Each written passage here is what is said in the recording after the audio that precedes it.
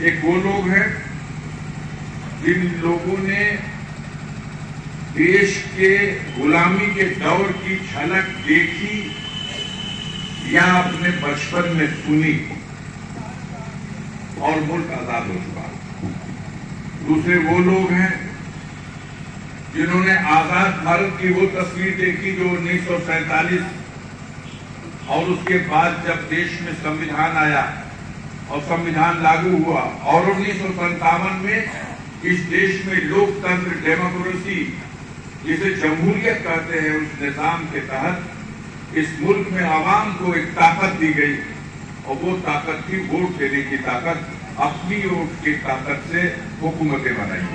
हर 5 साल के बाद ये मौका इस मुल्क में रहने वाले हर बालिग नागरिक के लिए, वो मर्द हो या औरत, ये उसे मिला कि वो वोट दे और अपनी पसंद से अपनी मर्जी का अपना रहनुमा चुने।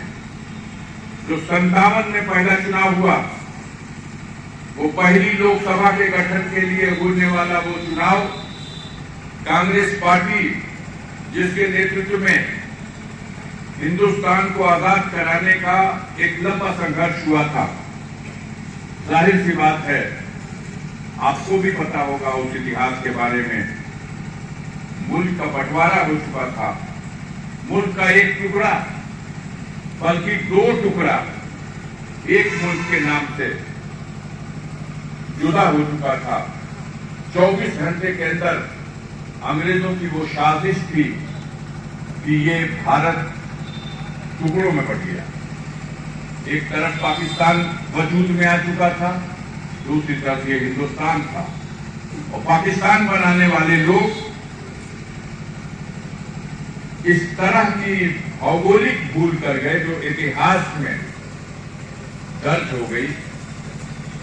उन्होंने मुल्क के लिए 2 जगह 2 तरह के टुकड़ों को अपने मुल्क का हिस्सा बना लिया, जिसका खात्मा 1978 में हुआ जब श्रीमती इंदिरा गांधी की सरकार थी। तो वो बांग्लादेश जो अस्तित्व में आया, वो पहले पूर्वी पाकिस्तान हुआ करता था। हम इन बातों पे इसलिए चर्चा कर रहे हैं कि हमारे नई जनरेशन के लोग न उसके बारे में जानते हैं और न उनके सामने उसकी चर्चा हो पाती। थोड़ा सा आउटपुट देना चाहता हूं। मुल्क का बंटवारा हुआ और नफरत के बीज इस धरती में दबा दिए गए और सिर्फ बीज नहीं डाला गया, उसे खाद और पानी समय समय पर दिया जाता था। और उसी खाद पानी देने का नतीजा है एक दिन में ये हालात नहीं पैदा हो गए जो आज मुल्क के हालात हैं। जमहूरियत के निजाम में जो आज हालात हैं, हम अपनी आगे वाली नस्लों को कौन सा भारत देके जाएंगे? क्या इस मुल्क में संविधान बाकी रहेगा? क्या इस मुल्क में जमहूरियत बाकी रहेगी? क्या इस मुल्क के अवाम के पास वोट देने की ताकत बाकी रहेगी? आज 18वीं लोकसभा का चुनाव होने जा रहा है। 17 बार लोकसभा का गठन हो चुका।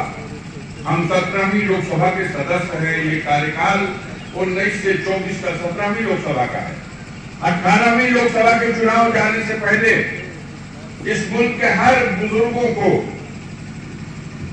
हर जिम्मेदार नागरिकों को, हर नौजवान को, हर सुनहरे कल की आस लगाए हुए हमारे तमाम इस मुल्क के बासिंदों को इस पर गौर करना पड़ेगा। कौन है ये लोग जो सत्ता में आ गए? ये वो बीज जो नफरत का बीज तब दबाया गया था जमीन में, जिसे खाद पानी दिया जाता रहा, आज वो एक बड़े से दरख्त की शक्ल ले चुका और ये दरख्त इतना जहरीला है, इसकी शाखें, इसकी पत्तियां, इसके साए के नीचे सिर्फ नफरत है। पूरे मुल्क के जो हालात हैं वो आपके सामने है। रेडियो है, टीवी है, टेलीविजन है, सारी सरकार की बड़ी संस्थाएं हैं जिनका एक सम्मान था। सुप्रीम कोर्ट, चुनाव आयोग, सीबीआई, ये वो संस्थाएं थी जिनको निष्पक्ष माना गया था, जो फैसला देती थी तो वजीर आजम की तकदीर बदल जाती थी। इस मुल्क में श्रीमती इंदिरा गांधी वजीर आजम थी और इस मुल्क की अदालत ने वजीर आजम को वजीर आजम के तख्त से उतरने पर मजबूर कर दिया था। इतना मुकाम था और अवाम में इतना भरोसा था। आज क्या है? आज ये है कि 2 दिन पहले रुख टेढ़ा कर ले, 2 दिन बाद उसको सजा हो जाएगी। क्या हुआ है जौनपुर में? उनको तो बड़ा चहेता माना जाता था इस गवर्नमेंट में, इस सरकार में। सरकार के मुखिया लोग धनंजय सिंह को पूरा संरक्षण प्राप्त था। उनसे गलती हो गई, उन्होंने अरमान पाल लिया कि हमारे क्षेत्र की जनता चाहती है कि हम भी चुनाव लड़े। उनका अरमान नहीं पूरा किया गया तो उन्होंने पाला बदल के हिम्मत जुटा ली कि हम समाजवादी पार्टी के मुखिया से मिलेंगे, और वो मिलने चले गए। बात लीक हो गई।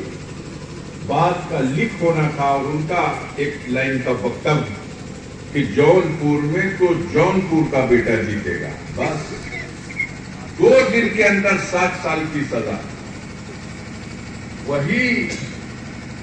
वही धनंजय सिंह जो बड़े से बड़े मामलों में इस सरकार ने उसकी मशीनरी में उनको क्लीन चिट देके बचाया। क्या इतना सिर्फ रास्ता बदल लिया कि हम इस रास्ते पर आपके साथ नहीं, हम किसी और रास्ते पे चलेंगे। सबके अंदर एक खौफ पैदा कर दिया गया। बड़ी बड़ी हस्तियां आज डर के मारे कांप रही हैं।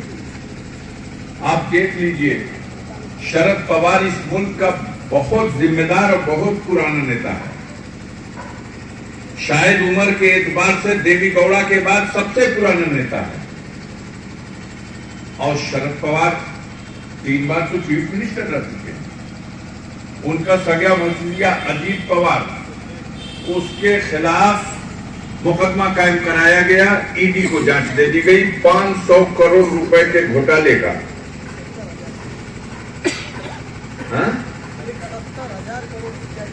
तो हम तुम्हें वॉशिंग मशीन में पता नहीं कौन सा साबुन लाए हैं, उसमें धुल देंगे, आप बिल्कुल पवित्र हो जाओगे। और वो बेचारा डर की वजह से चला गया। आज वो महाराष्ट्र का डिप्टी सीएम है, फाइनेंस मिनिस्टर है, जिसके बारे में खुद प्रधानमंत्री ने महाराष्ट्र की जनता के सामने बोला था कि ये 500 करोड़ रुपए का घोटाला है, इसके खिलाफ ये तो जांच हो रही है, बहुत जल्दी जेल जाएगा। और 5 दिन के बाद डिप्टी सीएम बन गया। ये एक नमूना है। यही इन्होंने दिल्ली के उप मुख्यमंत्री मनीष सिसोदिया के लिए उनको बुला के कहा कि भाई आप गुजरात में खुराफात मत करो, आप आ जाओ भाजपा में और हम आपको पद भी दे देंगे। चीफ मिनिस्टर का पद ऑफर कर दिया और हमारे साथ हो जाओ। उसने इनकार कर दिया। आज 1 साल से ज्यादा हो गया वो जेल में है। वहां का कैबिनेट मंत्री जेल में है। महाराष्ट्र का वो मलिक साहब जो थे, शरद पवार के मिनिस्टर, कैबिनेट मिनिस्टर थे, वो जेल में डाले गए। 1.5 साल बाद उनकी जमानत हुई। बंगाल में ममता बनर्जी के भतीजे के गले के ऊपर फंदा लटक रहा है। यही हालात कमोबेश पूरे मुल्क के पैमाने पर। मुखालफत की राजनीति करने वाला कोई मजबूत आदमी है तो उसे इतना निचोड़ दो कि वो टूट जाए और कदमों में गिर जाए। अगर वो उसको सरेंडर कर दे तो सारे गुनाह माफ।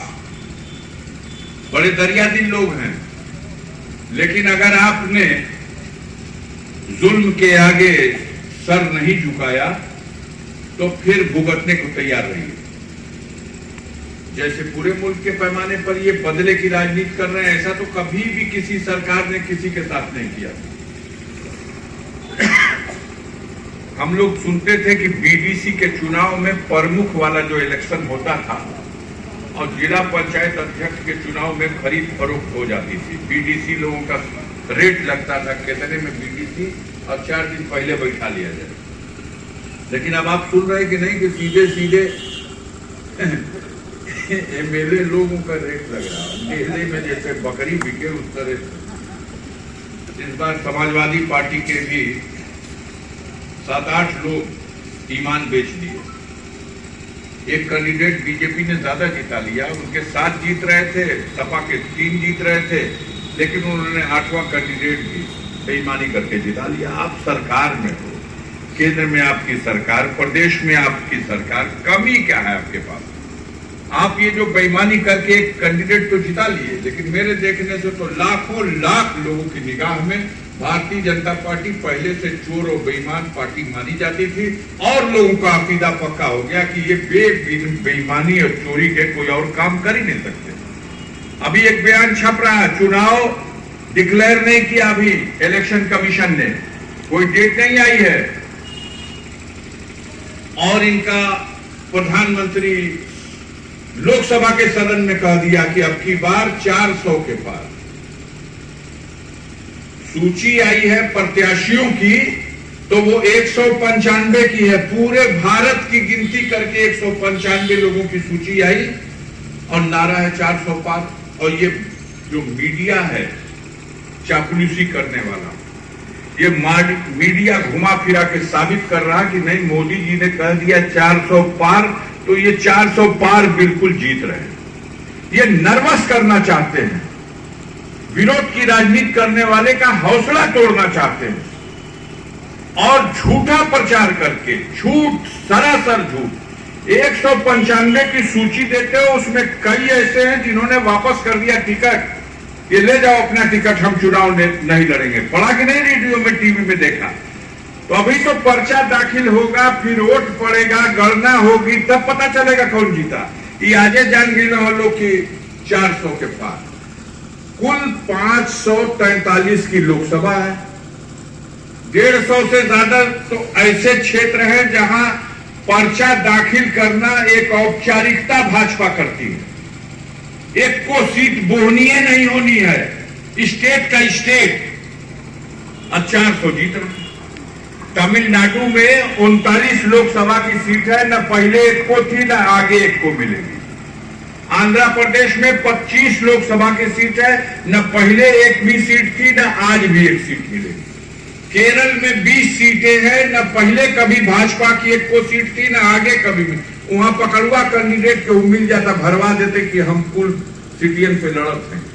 या ऐसी सीटें हैं, तेलंगाना में 17 सीट, एक सीट नहीं मिलनी है, लेकिन 400 पार, ताकि भौकाल बना रहे लोग पहले से, अरे भैया ये जीत गए तो। उत्तर प्रदेश में तो कहते हैं सब 80 में 80 हो। सूची 51 तो निकली है, गाजीपुर में अभी नाम नहीं आया, खोजा जा रहा कि जोड़ किसको लाया जाए। पहले तो मस्ती थी कि अब अफजाल को तो हमने बर्बाद कर दिया है, और बर्बाद करने के बाद इनके पास तो अब हिम्मत नहीं बचेगी। और दूसरा, इन्होंने जब देखा कि इसका तेवर टूट नहीं रहा है, तब इन्होंने कहा कि असली किल मार दो, और उन्होंने साजिश करके हमारी एक मुकदमे में सजा भी करा दी। आप जानते हो कानून में लिखा हुआ है कि 2 साल से अधिक सजा होगी, चुनाव नहीं लड़ सकते। हमारी 4 साल की सजा का ऐलान हो गया। ये लोग मस्त हो गए कि अब काम खत्म, ई बेटा पर्चो ना भर पहिया, दूसर जे आई ओके रेल दिखल गई।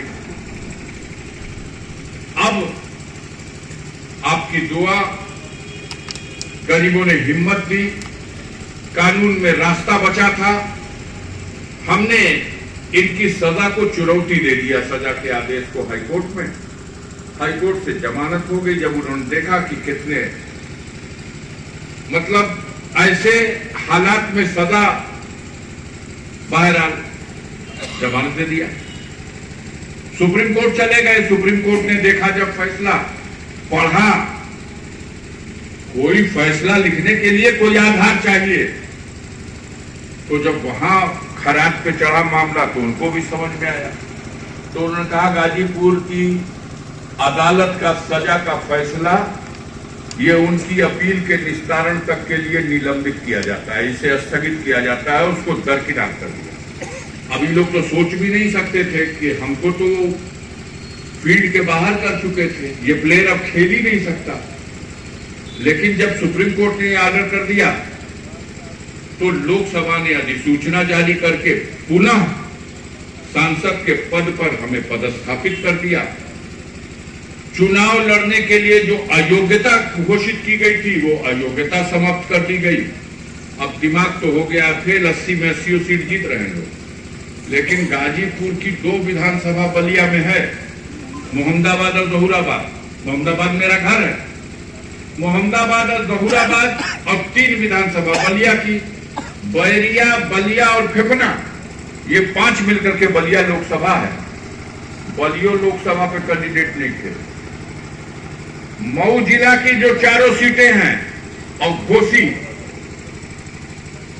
रतनपुरा, मऊ, रसड़ा, वहां भी घोषित नहीं हो सका। अभी तक कैंडिडेट घोषित नहीं है। जब 80 आप जीती चुके हैं तो 51 गो लिस्ट में नाम आए हुए एहू पे आ गए रही। ये साबित होता है कि घबराहट बढ़ गई। जो बुरा भाग गणित था इन लोगों का सब फेल कर गया है। अब खोजा आता कि कौन जोड़ लिया हो जाओ, अगल बगल कुल बाघ, हाथी, बरसिंघा खोजात हुआ कि केकरा के ले चलल जाओ। ना सुन हुआ दादा ना आओ। बाघ हाथी ये लिए कहत है कि चटिया चटिया पे बहसत हुआ तो क्या अच्छा तो हम उनके जोड़ दिहल जाए। अब सिन्हा जी का नहीं खेल चला। अब सिन्हा जी के कहत हुआ कि ना वो जी हम रही हमें तो के आई भाई पहला दौड़ेला हम लोग उनका लड़कों के कि उन्हीं का उत्तराधिकारी का रूप में लड़ी हम। सर्वे रिपोर्ट कह न सकी हेरा जी हम। काहे हेरा जी हम भैया? तो जे जानता उनके देखले बा, बतियौले बा, सुनले बा तो पूछता कि का हम कुछ भगवान उनके मतलब मानव बना दिया लेकिन कुछ कमी कर दिए है। वो मंद बुद्धि का आदमी, बूढ़ बाप का बेटा मेरा भी छोड़ के चल गए। का भाई लोग का बताए। अब ओके लिए बड़ा लोग अरे भाई सिन्हा जी का बेटा हुआ, वो साढ़ो भैंसा देख लिया सड़किया पे तो ऊपर लगे हमको। आदमी तो छोड़ दो। अब देवता तो हमन के देश में 33 करोड़ बा, लेकिन कुकुर के देवता ना देख लो। बोले चल जाओ तो घरवा पे चौर बनवेले बना, रोज ओकर आरती करेगा कुकुर को। का कुकुरा दब गए लवे गाड़ी से तब्बे से वो उनके लागेला कहे उनके सपना में लौकेला तो करे चौर पटेगा। अब देखो कैसे भेंट होता, कौन जोड़ में आवत हुआ। एक जनावर उनके घड़ी मक्खन उखन लगावल जाता कि तनी इन्हों के चिकना बना दिया जाओ तो गाजीपुर में नहीं के समाजवादी पार्टी के मुखिया अखिलेश यादव जी ने गाजीपुर लोकसभा सीट के लिए हमारे ऊपर भरोसा किया। उन्होंने अपनी पार्टी की सूची जो दी प्रकाशित की उसमें मेरा नाम दिया। मैंने उनके प्रति आभार प्रकट किया कि आपने गाजीपुर के लिए, आपकी पार्टी ने गाजीपुर के लिए अफजाल अंसारी पे जो भरोसा किया है। मैं गाजीपुर की जनता के बल पर यह कह सकता हूं कि आने वाले चुनाव में हम आपके भरोसे को टूटने नहीं देंगे, उसे कायम रखेंगे और गाजीपुर से पहले से भी ज्यादा शानदार ढंग से इस बार इस चुनाव में रिजल्ट दिया जाएगा। तो सारा दलित समाज जो आज बेचैन है पूरे देश के पैमाने पर, जितना समाज के किसी दूसरे जागरूक नागरिक को परेशानी है उससे ज्यादा वो परेशान है। उसको सताया गया है, उसकी इज्जत आबरू से खिलवाड़ किया गया है, उसको मारा पीटा गया है, अपमानित किया गया है। और अब बाबा साहब भीमराव अंबेडकर के संविधान को इस देश से हटाने का साजिश की जा रही है। इसका पता है। आज दलित समाज ज्यादा कटिबद्ध है कि किसी भी कीमत पर बीजेपी को रोकना है। बहन जी को लोग समझा रहे जाके, सारे दलित समाज के लोग जाके समझा रहे हैं कि बहन जी आप गठबंधन का हिस्सा बन जाइए। गठबंधन के हिस्सा थी आप पिछली बार सपा बसपा का, तो 19 में 10 सीट बसपा जीती थी। सपा तो घाटे में थी, 5 सीट जीत पाई थी लोकसभा में। याद है आपको, मालूम है? बसपा 10 सीट जीती थी, अजय 10 सीट जीतल रहे, वह समझौता तोड़ देता। ये 10 सीट जीतल रहे समझौता में, वह कहता कि हम अलगा लड़ो। तो बसपा के जो लोग हैं वो खुद चिंतित हैं कि बहन जी या तो डर गई हैं या समय का इंतजार कर रही हैं कि काहे भाई, जब झारखंड के मुख्यमंत्री को, अभी सोरेन को, उसको राजभवन से उठा ले गए, वो चुना हुआ मुख्यमंत्री, ये ईडी वाले जेल, अभी भी जेल में हैं। तो आज सब डर गया है जेल के नाम से। बहन जी को भी कहा जा रहा है कि तुम्हारे भाई भतीजे दोनों को अंदर कर दिया। मजाक नहीं है, लेकिन ये धमकी है। हो सकता है, हमारी पार्टी के नेता कहते हैं कि हो सकता है भैया समय का इंतजार में हो, जब घोषणा हो जाएगी तो हो सकेला वो आ जा समझौता में चटाई पे। अगर ना यह तो दलित समाज बाबा साहब भीमराव अंबेडकर के संविधान को बचाने के लिए वो भाजपा को हराने वाले के साथ खड़ा होगा, उसको वोट करेगा। ये लोगों ने मन बना लिया। ज्यादा उम्मीद है कि वो मान जाएंगे। अगर नहीं है मानी, कहीं तो सबके बुझाता कि आपने भाजपा के लोगों के चढ़ावे पर, अभी 2022 में विधानसभा का चुनाव हुआ है, आपने कह दिया था कि हम अकेले लड़ेंगे। अकेले लड़ भी गई, परिणाम क्या आया? 403 विधानसभा में मात्र 1 सीट बसपा जीती। तो जो 403 सीट अकेले लड़के 1 सीट जीता है इसी उत्तर प्रदेश में, साले भर पहले तो कौन घी पी ले बाद में भैया एक घड़ी कि साले भर में अकेले लड़के लोकसभा कैसे जीत सकता है कोई? विधानसभा से बड़ा क्षेत्र है ये। जब विधानसभा में एक विधायक खाली है दसरा से उमाशंकर सिंह, इसके अलावा पूरा प्रदेश हार गए, कुल पूरा भाग फैल हुए, कुल कैडर पर हावल गए हुए। भारतीय जनता पार्टी डरती है बहुजन समाज पार्टी से, वो चाहती है भाजपा की बसपा को मिटा दिया जाए। और बसपा को मिटा देंगे तो इनके समाज को फिर डरा के इनका वोट हम अपने साथ मिला देंगे। लेकिन वो समाज किसी भी कीमत पर भारत से बाबा साहब के भीमराव अंबेडकर के उस संविधान को, जिस संविधान के बल पर आज 140 करोड़ लोग इस भारत में आजादी के 75 साल बाद भी सम्मान के साथ लोकतंत्र की व्यवस्था में जी रहे हैं, जिस दिन वो समाप्त हो जाएगा, जिस दिन वो संविधान हटा दिया जाएगा, भारत भी एक तानाशाही राज्य हो जाएगा। राजाओं की तरह से जो मनमानी, जिसके पास ताकत है, जिसके पास धन है, जिसके पास दौलत है, वो गरीबों पर अत्याचार करेगा। इसलिए लोग चाहते हैं उस संविधान में सबके अधिकार सुरक्षित है, वो संविधान रहना चाहिए। हम आप लोगों से भी अपील करेंगे कि इस चुनाव में बड़े ध्यान से और गौर से देखते रहिएगा। सारी चालाकी भुला गई है भाजपा के लोगों की, वो घबराने हुए हैं। उनकी घबराहट है, इसलिए कह रहे हैं कि 400 जीत रहे हैं, ताकि लोग साथ न छोड़ दें। अब छोड़ दिया है सबने साथ। पंजाब में अकाली दल ने साथ छोड़ दिया, महाराष्ट्र में सबसे बड़ी पार्टी शिवसेना उद्धव ठाकरे ने साथ छोड़ दिया। साथ तो छोड़ दिया था नीतीश कुमार ने भी, लेकिन चकमा दे के कोई न कोई,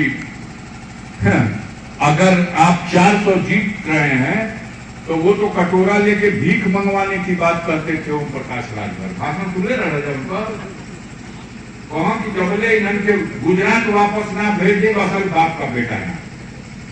जब 400 सीटियां जीता तड़ा भैया तो उनके कहे ताज पहने लो। आप कहते थे ये जातवादी पार्टियां हैं, संजय निषाद की, अनुप्रिया पटेल की। आप अजीत सिंह की पार्टी को जातवादी पार्टी कहते थे। आज क्या वजह है भैया, इन्हीं लोगों का गोड़ में मालिश कर हुआ कि हमने संगवा रह गया। इनका सफाया होने जा रहा पूरे देश में। आप 5 शेर अनाज बांट करके चाहते हो कि जनता को हमने ठग लिया, तो जनता बेवकूफ नहीं है, उसको भी दिखाई दे रहा कि यूरिया की 50 किलो की बोलियां 40 किलो हो गई, कोई के पते ना चला। कहीं अखबार की भी लौका था